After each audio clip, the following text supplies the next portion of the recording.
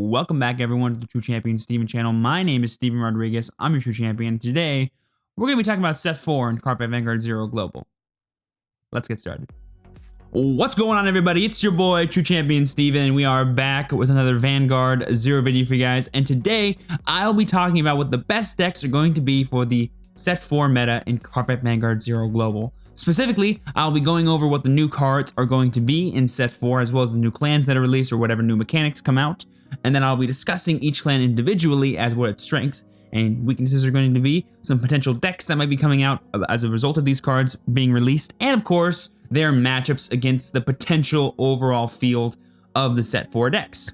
After doing all that, I will then give you guys my top 3 recommendations for the best decks once Set 4 comes out. Now, this video will be purely speculation and prediction, as one, we have not had a confirmed date for Set 4 to be released in the English meta, although it is very, very likely to be released on June 1st. 2, I'll be actually posting another video after Set 4 releases talking about the actual tier list for every deck that exists, not just the new ones coming out of Set 4. But yeah, guys, that'll be kind of it for what today's video is going to be about. If you guys are excited, please be sure to let me know that by leaving a like on this video, subscribing to the channel, and clicking that bell for notifications, so that way you guys know when my videos go live for you. I think something like 68% of you or something aren't subscribed, so just know that I do post videos 3 times a week, a lot of Cardfight Vanguard Zero content, as well as just Cardfight Vanguard content in general, and if that interests you, just know that subscribing is an option. But without further ado, let's go ahead and see what cards are going to be coming out in Set 4. Alright guys, here we are at VanguardZeroMeta.com. As always, there's a link to this website in the description, but let's go ahead and hop into the database here,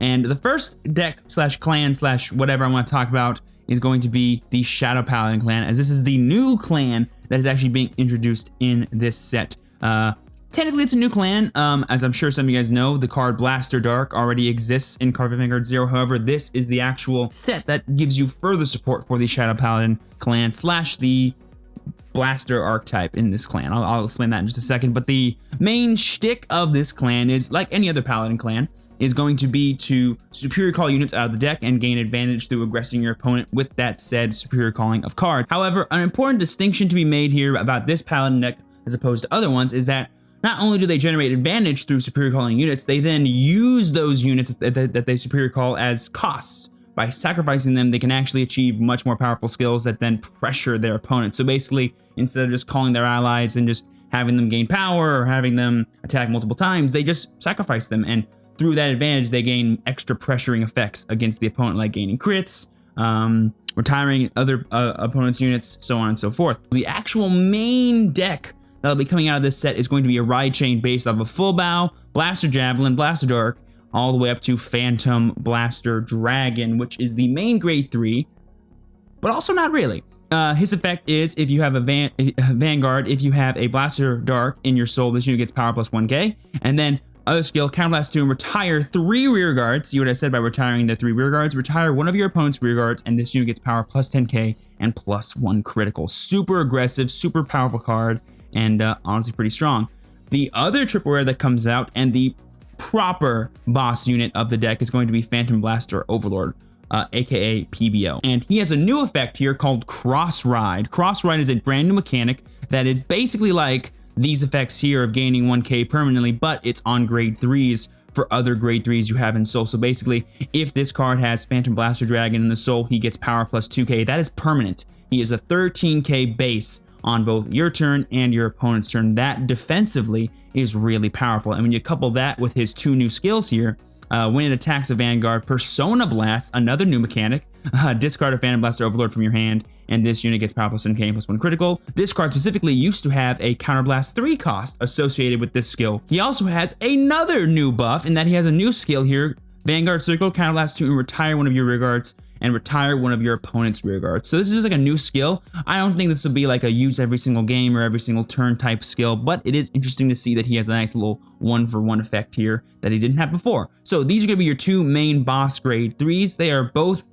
in a way, the same card, but one is free, the other one is a Counterblast 2, which is why this one's superior in every way, because you not only have an increased defense, but you also have a more free skill. So this is definitely going to be the main grade 3. This will be in the deck merely to give yourself crossride numbers and have a backup grade 3 in case you don't ride this. This ride chain is very similar to the Enigman / Blau ride chain. When you ride the grade 1, search for the grade 2, which is Blaster Dark, and then when you play the grade 1, you can discard a grade 3 to search for Phantom Blaster Dragon. Not Phantom Blaster Overlord, sadly, but Phantom Blaster Dragon. An important thing to note about this clan is that it is the most expensive clan coming out in Vanguard Zero, because the overall best version of the deck will be playing, I think it's something like 20 double rares and higher, because there's 3 triple rares that you want to play 4 copies of, ideally, and then you have 2 grade 2s, 3 grade 2s that are all double rares that you want to play high numbers of as well,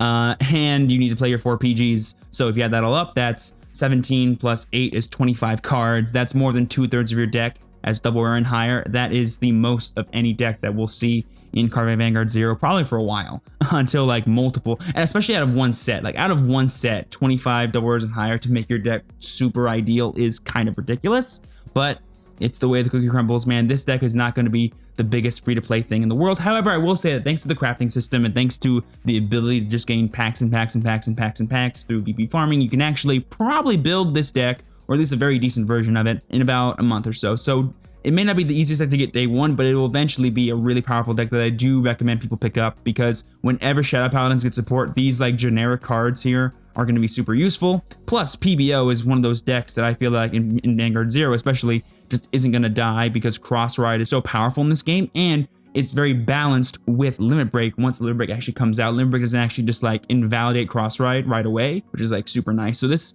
deck can easily last you 3 months. So it may be really expensive, but it's also kind of worth it, which is kind of weird to think about.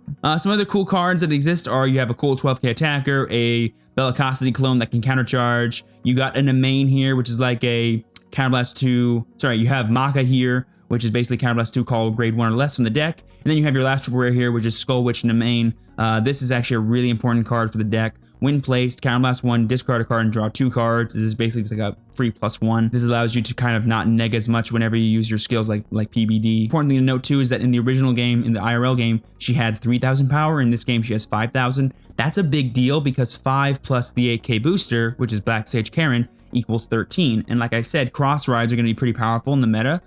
So being able to hit 13, 18, 23 is going to be the new magic number, so to speak, for Vanguard right now. So being able to do that on a grade 2 that in the past wasn't able to, she was only able to hit 11, is actually super good. But yeah, that's pretty much it for Shadow Paladins. Their main strengths is that they kind of just do everything. They retire units, they superior call units, they gain crits, they draw cards. They're just missing restance, and when Raging Form Dragon comes out during Break Ride era, they're going to have a restand. So this deck is going to be quote unquote like the toolbox deck of the meta. It just gains so much advantage, and then it uses that advantage to do all kinds of things that then can lead them to achieving a victory, which is just like honestly super impressive, and it will be just a really good consistent deck. I will say that there's not really other strategies, like you could play the Dark Dictator deck, but that's really it. I don't think there's any other grade 3s that do anything of note that is special. You have your Mega Blast here that retires all of the rear guards, which is kind of cool, but otherwise the deck is pretty standard. So the clan that gets the most support in set 4 is Shadow Paladins. The rest of the clans only get like 1/5 the support. They get 1 triple rare, they get like 2 double rares maximum, and then they just get like some rares and commons. That's it. So I won't have a lot to talk about in terms of new cards. However, there are 2 clans specifically that definitely impact the meta, as you guys will probably already know if you're aware of. There's MLB. That is going to be the main card coming out for Royal Paladins in set 4.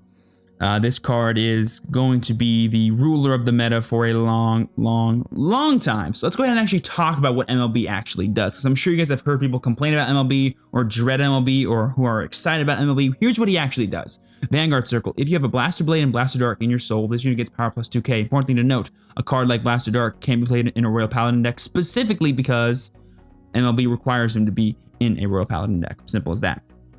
This basically makes him a pseudo cross ride in that he has a boosted 12k defense, but he's not 13k. So he's not as high, but he's still high enough to where decks that have 16k magic numbers aren't actually hitting enough after defensive trigger checks. And then his second skill is when it attacks, put one of each Blaster Blade and Blaster Dark into your soul from Rearguard Circle. This unit's original critical becomes 2, and this unit gets power plus 10k until end of turn. This basically means that if you do all this in one turn, he becomes 22k +1 critical, swinging at the Vanguard, and it's very pressuring. And then the crit becomes permanent, and then the 2k power becomes permanent. So every single turn he's just 12k and a crit. So he's basically Royal Paladin's version of Perfect Razor. Now imagine Perfect Razor, but instead of having to neg so many cards from your hand in order to achieve a skill, you have the consistency of Superior Calling Rearguards, the ability to retire intercepts through Blaster Blade, or even other rearguards through Blaster Dark's effect. You have Gancelot to be able to recycle heal triggers and search for specific key pieces. And to top it all off, you have really good consistent numbers with cards like Palamedes. This deck becomes basically the better version of Razors, and we all know how good Razors are. Imagine how good MLB must be. Another important card that comes out is going to be Wingull Brave. This card is nerfed in JP right now. This is the errated skill. I am not going to talk about kind of why the nerf exists or how it affects this deck. I talked about that in this video. I'll go ahead and link it in the iCards above and in the description below. But basically, just know that if we do get the nerf for Wingull Brave, it does not make MLB worse. It just makes it less consistent, thus less appealing to people to continue to play month after month after month. In specifically the Set 4 meta, MLB will still be a menace and it will still be a very powerful deck that you should be ready for, and you might want to consider playing. It will not just be an instantly bad deck because this one card got nerfed. But let's talk about what Wingull Brave's actual skill is. Rear guard, when the attack it boosted, a blaster hits. That's such a confusing way to phrase it. Counterblast one and put this unit into your soul to add a card with blaster in its card name from your deck to your hand. MLB, like Razors, is a combo deck, so you require a lot of pieces in order to achieve your skills. Wingull Brave is the best card the deck has to achieve that combo because it searches for Majesty Lord Blaster, Blaster Blade, and Blaster Dark. Those are the big 3 cards you need, and then they come to your hand. Another card that helps this is Star Call Trumpeter. Vanguard, Rearguard, when plays Counterblast 2 and add a grade 2 or less blaster from your deck to your hand. This is going to be the ideal way if Wingull Brave is nerfed to search for Blaster Dark. I will say really quickly that if Wingull Brave does get this new nerf skill of Counterblast 2 and only searching for grade 3 blasters, it will no longer be played in the deck. It just shouldn't be. It becomes a useless card. Libergall becomes way better. Just letting you guys know that right now. Some other key cards that come out are going to be the 12k attackers, Bedivere, and then the 10k attacker, K, wherever he is, wherever that guy is. He's somewhere here. There he is. And a friendship K. These cards are pretty much the only cards that come out for Royal Paladin in Set 4. They create one of the most powerful decks in Cardfight Vanguard Zero as a whole. And the deck's main strengths are it's just really consistent and really powerful and just pressures the opponent non-stop. Your opponent has to deal with you. You don't have to deal with your opponent. It's basically, think of every reason why Razors are good and then just add so much more consistency, the ability to retire, the ability to just grind out games to that deck, and boom, you have MLB, and that's why the deck is going to be good. I think it'll definitely be tier 1. I'm already gonna let you guys know now, this is definitely one of the best decks coming out of Set 4 and in Vanguard Zero in general. Just letting you guys know that right now. If you're not planning on playing it, be sure to be ready to play against it because you will see it a lot on the ladder, especially if we don't get the nerf right away. But then after like the first month or so, if we do get the nerf, you'll see it less, but you should still be ready for it and still be able to play around it because MLB will always do MLB things and will always be played. Moving on, we got Kagero. Everyone knows Kagero is my favorite clan, and this set releases one of my favorite decks of all time in Kagero, Draconic Overlord at the End, also known as DOTE. So Draconic Overlord at the End, as you guys guessed, probably correctly, if you guys didn't know already, is the evolution to Draconic Overlord. Thus, he is the cross ride for Draconic Overlord. If Draconic Overlord is in the soul, he gains power plus 2k permanently. And then his effect out in Vanguard is when this unit attack hits, it can hit anything, Counterblast 2 and Persona Blast, discard Draconic Overlord at the end from your hand to restand this unit and draw 2 cards. This new draw 2 cards thing is a new thing. The old seal in the IRL game didn't have that. The reason why it's in this game is because you don't actually draw the cards you drive check. Thus, you need to gain some kind of advantage through discarding. Otherwise, this card would have been a lot less good. But this makes it actually really, really strong. So basically, what makes DOTE really strong? DOTE is going to be the deck of advantage. Like, this is going to be advantage the deck. Card advantage, board advantage, whatever you want to think, this deck creates advantage. By swinging at 1 rear guard, I can draw 2 cards and attack again. So I can deal a damage, kill a unit, and draw 2 cards is basically what this card does. If you attack a rear guard, if I attack a Vanguard, I can deal 2 damage and draw 2 cards in theory. So this is really, really powerful. It is not once per turn. However, you are most likely not going to be able to do it more than once a turn or 3 times a game, because you can't do it more than 3 times a game. Some new support cards that are going to be coming out are Burning Horn Dragon, the 12k attacker for Overlord, which becomes an archetype now. Prowling Dragon Striking, which is basically like a mini break ride, where if you ride on it, you get power and like some other effects. You get a crit, which is pretty cool. It has Restraint, cannot attack on Vanguard Circle. This will be a neat little way to kind of control your opponent's damage. And then if you want to, be actually like super aggressive from the get-go, because if you ride DOTE on top of it, you can actually be 16k with a crit and restanding potential. So dealing 4 damage in 1 turn is pretty cool. There was another card. Yes, there was the Griffin. Here we go. Doombringer Griffin. This lets you add Overlords to your hand. This card is I don't really like it. I'm not going to be playing it. I'd rather just play Eremos for my way to draw my Overlords. But that's basically it. Like, the deck doesn't really do much. I will mention really quickly as well, another card that got nerfed in JP, I mentioned in the video before, is also Tejas. Not because DOTE specifically makes Tejas broken, but because Kagero in general, once Limit Break meta rolls around, becomes a really good deck because it's the biggest counter to MLB, but also because Tejas allows you to kind of just like obliterate a gigantic advantage engine for most decks, almost all decks actually, by just killing first Vanguards. First Vanguards or grade 0 starters are super valuable to almost any deck that plays them, because they're either combo pieces that allow you to achieve your skills, or they're essential advantage engines that allow you to achieve your goal late game. Tejas here being a way to kind of get rid of or control that is just kind of oppressive in the meta. Like, no zeros are safe against Kagero that early, and I feel like Bushiroad felt that that was kind of not fair, so they restricted Tejas to being on Rearguard Circle only instead of Vanguard Circle. So now if you want to protect your grade 0s, just put them behind the Vanguard and never give your Kagero opponent 2 damage to use Berserk Dragon, and boom, you can keep your starter alive for as long as you might want to. And that's the thing that I wanted to mention, because I feel like I didn't mention it that well in the video talking about the Tejas nerf. So in case you guys are wondering, that is why Tejas is nerfed. But also, I don't think it affects Kagero at all. So a cool thing to mention is that post-nerf, Kagero really stays as good as ever. If anything, I would argue that it actually frees Kagero to play more cards like extra copies in the Holland, Flame Edge Dragon for some cheeky plays, 11k attackers / strike-ins to aggress your opponent, more copies of Burning Horn Dragon. If anything, losing Tejas from the deck list actually makes Kagero better. And also, you can still just play Tejas and get rid of grade 1s. I don't think that's necessary because you have Heat Nail and Berserk Dragon to do that, but you can still, and that's pretty cool. Moving on to the last 2 clans, we actually do have Nova Grappler and OTT support. Specifically, in Nova Grappler, we get a new archetype. We get Beast Deities. Beast Deities get released. Specifically, we get the Beast Deity Azure Dragon support. Wherever he is. Here we go. Beast Deity Azure Dragon is going to be the main triple rare. Vanguard, when this unit attack hits a Vanguard, Persona Blast, another Persona Blasting card, and stand 2 of your rear guards. Really simple effect, really powerful effect. This will be a very, very powerful card once more Beast Deity support comes out. This set only releases like, I think, 5 Beast Deity cards, this card included, so it won't be the biggest archetype in the world like Razor's is.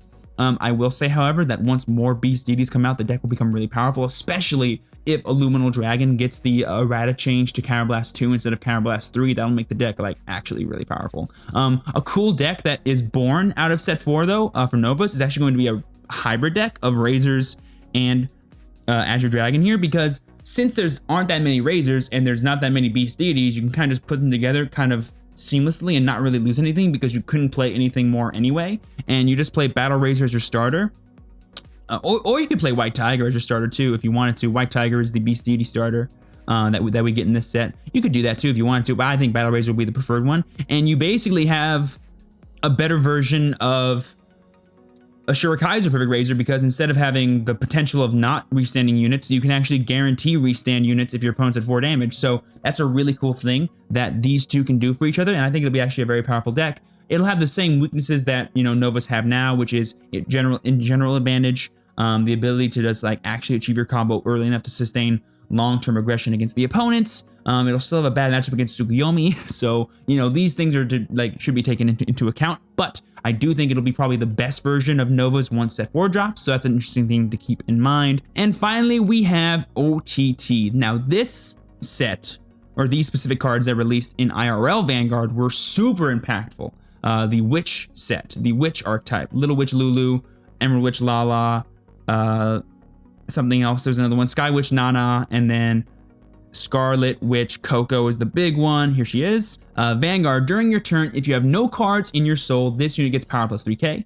And then when placed, if you have 1 or less cards in your soul, counterblast 2 and draw 2 cards. This is commonly known as the soulless OTT deck. This is the opposite of Tsukuyomi, who you want to have a very, very big soul. So these 2 cards sadly cannot really mix well together because their strategies directly conflict with one another. However, Coco was a very powerful deck in the IRL game because I'm sure some of you may know who've played it. Drawing cards is literally the most busted thing you can do in the actual card game. So this was a really consistent way to draw cards every single game, and you could draw like 4 cards in 2 turns. So this deck was really powerful. I will say that despite having such a powerful skill in the real game, it doesn't really transfer so well to Zero because I've mentioned this before, I'll mention it again. Drawing cards has kind of a nerf in it in that it adds no defensive power. It still adds aggression and consistency to your deck, which is great, but it doesn't actually add defensive consistency, which honestly is OTT's biggest problem. So while this deck is powerful and will be really good, and I don't think it'll be a bad version of OTT, it will not be better than Tsukuyomi, in my opinion. I could be wrong. English meta could shake it up. They could build a brand new deck that I didn't realize existed or that I'm not taking into account, but for now, I do not see this deck actually being the best version of OTT. However, it is going to be a decent deck, so I don't think it'll be a bad deck by any means, but it definitely won't make nearly as much waves as Tsukuyomi did when it came out. So yeah, guys, now that I've gone through basically all the new cards that are coming out in set 4, let's go ahead and talk about each one and their matchups with each other. So let's first go to Shadow Paladins. Like I said, Shadow Paladins is basically going to be the toolbox deck for the new format, and specifically in the set 4 meta, it'll be kind of a toolbox. Like, it won't really lose to anything. I honestly cannot think of a bad matchup that Shadows are going to have. They just create so much advantage and they just create enough pressure. The real question is, how do they lose? They lose because they either don't create enough pressure to kill their opponent fast enough, or they can't defend themselves well enough because, like Royal Paladin, besides cards like Skull Witch and Nemain, you have no real way to draw your PGs and defend yourself against cards like Perfect Razor and MLB, or even late game a guard against a second striking DOTE. So this is probably the biggest problem it has. It has a gigantic defensive hole in it, where if you just don't draw enough PGs, you just can't last enough turns. And if you can't Persona Blast enough times or retire enough cards, you can't kill your opponent fast enough. So this is definitely going to be its biggest weakness. However, decks that cannot adequately pressure this deck are definitely going to lose, because eventually the deck is just going to get so far ahead in terms of advantage, board, and damage that you have no chance of coming back. This is definitely going to be like the race car deck, right? It'll start off super fast and it'll keep going until you catch up with it. But once you catch up with it, it's done. It can't beat you again. So that's definitely going to be kind of where this deck stands in the meta. Moving on to MLB, this is going to be the definer of the meta. What will make this deck so good isn't necessarily that like its skills are so busted and like it just beats every other deck. It just is going to be the most consistent, the most aggressive, and the most popular, thus making it the top of the tier.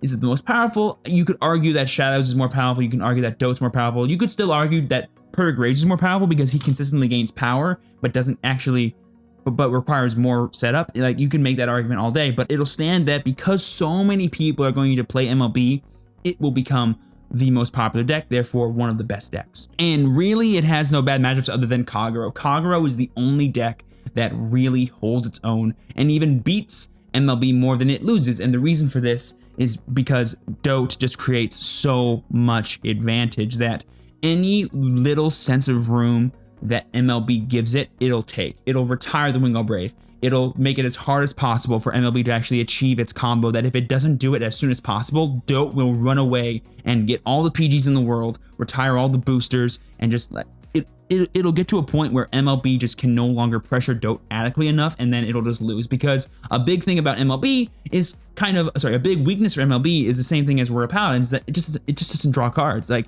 it has no way to search for PGs. So if it gets into a war of aggression via aggression, and it can't, and it doesn't win that aggression war first, it'll lose. It'll just lose. It'll just not be able to protect itself because it loses its grade 2s because of its effects, and its grade 2s aren't really that powerful to defend against themselves. So DOTE is definitely going to be the best deck to combat MLB, thus making it one of the best decks by just that fact. But another thing about DOTE that I'll mention right now, so when just talk about Kagero right now, is that Kagero, like I said before, is going to be the advantage deck. It'll grind the games out. It will be the way you win is that you'll just outlast your opponent. They will not be able to kill you, but you'll be able to constantly aggress them every single turn, despite them not being able to do the same to you, and eventually they're just gonna lose. That's literally it. There's nothing big and flashy. Like there's no like Ride Overlord call, swing 3 times in a row and kill. I'm sure that could happen, but that's not the way you win. The way you win is by doing that once or twice, getting enough advantage to then retire your opponent's rear guards, survive 2 or 3 extra turns that maybe they didn't plan on you surviving, and then boom, they die. That is how DOTE wins, and it does that against every deck, and frankly, no deck can really stop that. I will say probably the worst deck to fight is going to be Tsukuyomi, because it's the only deck that can kind of play around your advantage, if that makes sense. Like to Tsukuyomi, it doesn't matter how big your hand is. If you're at 4 or 5 damage, they can just kill you. However, being cross-right numbers really helps against Tsukuyomi because Tom can't hit 18. He can only hit 16 and 21, so you can get in a really lucky scenario where if they're at 16, they need 2 triggers to kill you because you get a defensive, and then you're 23 to their 21. If they only got 1 trigger. So it's not a perfect matchup for Tsukuyomi, but it definitely is like, that's probably the hardest matchup I can think of at this moment, but there are little things that can happen in that matchup to just swing it for you. If you get enough grade 2s early game, you just stop them from dealing enough damage to you. By the time they can achieve their Tom combo, then you just kill them the next turn. That's a really common situation that I think will be happening. So yeah, this deck is probably going to be my favorite deck to play with in this format. I don't think it'll be the best because it won't be as popular as MLB, but it definitely will be one of the top contenders, if not the best way to combat MLB if you don't want to play just like the mirror match all day. Next up is Novas. Novas are still going to do Nova things. I think the perfect perfect Azure deck, Ashura Azure, such similar names. The perfect Azure deck is going to be the best version, like I said before.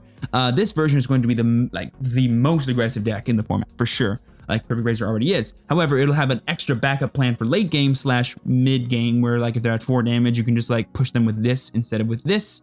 If you think they have like oodles amount of PGs, and then like push for this late game, or you can ride this, push them to damage early. Like either of these strategies can win you the game. I think Razors is more consistent, but this will help you finish the game / just have a nice little backup plan because Ashura Kaiser is a little bit too luck based compared to this card. And it's good matchups or it's good matchups, and it's bad matchups or it's bad matchups. I think it actually has a pretty solid MLB matchup, believe it or not, because it does the same thing. I will say that because you can't retire grade 2s in this deck, it's hard to kill them because they can have a consistent stream of intercepts in the late game that you just can't have. So they'll eventually win the aggression war because you're not getting enough attacks through to them. However, Azure Dragon can rectify this, so that's a neat thing to keep in mind. If they're at 4 damage, have 2 intercepts, you can still push them to 6 using Azure Dragon's skill by swinging again. That's a cool thing. Where you couldn't do that with Razor. So that's like another good reason to run Azure Dragon, by the way. And other than that, though, I think your worst matchups are still Tsukuyomi. Mirror's never fun. I think Phantom Blaster Overlord is going to be a tough one because they can retire your rear guards late game. They can also push you as much as you push them just by having their effects go off. And yeah, like if a deck draws enough of their PGs, they can just beat Perfect Razor, right? So like that's like the big thing. I don't think Perfect Razor becomes any better than it is now. However, it definitely keeps up really well still. And then finally, there's Tsukuyomi. Tsukuyomi will be probably the best deck to combat decks like Kagero / Nova Grappler. However, against decks like MLB, it's interesting because MLB will have the increased defense like the cross-right decks do. It'll be hard to kill them just in general, but it will still like not have a way to beat Tsukuyomi won't have like I don't know what to say. Like the Tsukuyomi v MLB matchup is just weird to me. I don't really see it being any different than maybe the Perfect Razor matchup, but it just somehow is. Like you would think Tsukuyomi would beat MLB more than it loses to it, but it just doesn't. I think the reason for that is that MLB is just so aggressively consistent and they don't need to continually expunge resources to be aggressive, by the way. Like once they get that 12k to crit, they tend to not do it again. Sorry, once they get that 12k to crit, they tend to not suck up their rear guards again. They just keep it and then just swing 17/21 with Paladins every single turn until they kill you. And for Tsukuyomi, that's kind of hard. Like they can push you to need to be at your stack faster. Plus, if you miss your ride chain, like giving them that extra turn of not having to worry about you getting guaranteed triggers or getting to your stack could be deadly for you because you either don't have the PGs you need, or you don't have the grade 2s you need, or worse, you don't have the way to kill them when it's your turn to try and kill them, otherwise you'd lose the next turn. It just feels like MLB will be consistently winning more against OTT and Tsukuyomi, so that's why I think it beats it out. But like I said before, DOTE will probably be like one of its best matchups in terms of the field. Same with Razors. That's kind of all I have to say about Tsukuyomi and its matchups in terms of the set 4 build. That is going to be the overview for the entire set. Hopefully you guys did learn something. If you guys think I missed anything or have any questions, leave them down in the comments below. But without further ado, let's go ahead and get into what the actual best decks are going to be for the set 4 meta. Alright guys, before I get into what the actual best decks are going to be, I want to give a quick little distinction here. I'll be giving 2 lists of 3.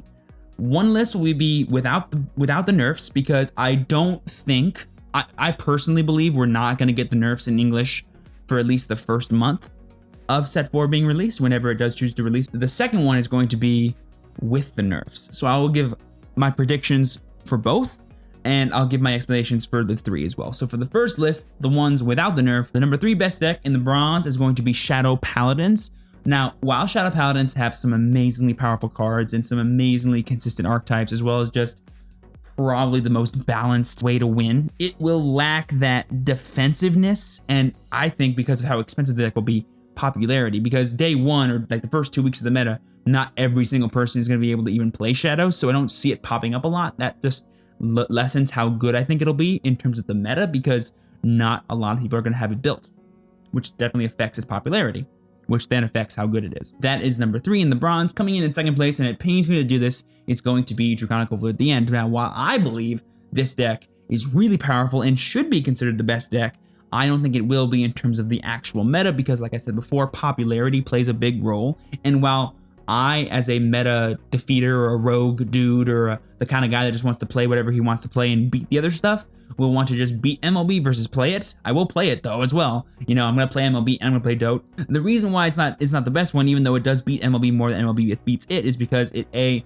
doesn't beat as many things as MLB beats. Like MLB beats everything really well. DOTE beats everything kind of well, but it beats MLB really well, which is why it becomes even better. So while DOTE is a very powerful deck and can definitely beat everything, it can't beat everything as easily as MLB does. So MLB is unquestionably more powerful than DOTE, and it'll also be more popular, thus making MLB the best deck for set 4. No questions asked without the nerf. This deck will be so popular. Everyone loves to love this deck.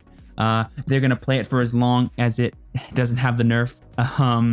And it will be super strong. Well, what about with the nerfs, Steven? Well, I'll tell you right now, random system, the list does not change that much. Number 3 is still Phantom Blaster Overlord, aka Shadow Paladins. Number 2 is still DOTE, and number 1 is still MLB. Oh my gosh, the lists are the same, Steven. You tricked us. No, I didn't. The lists are the same. However, there's one big important caveat.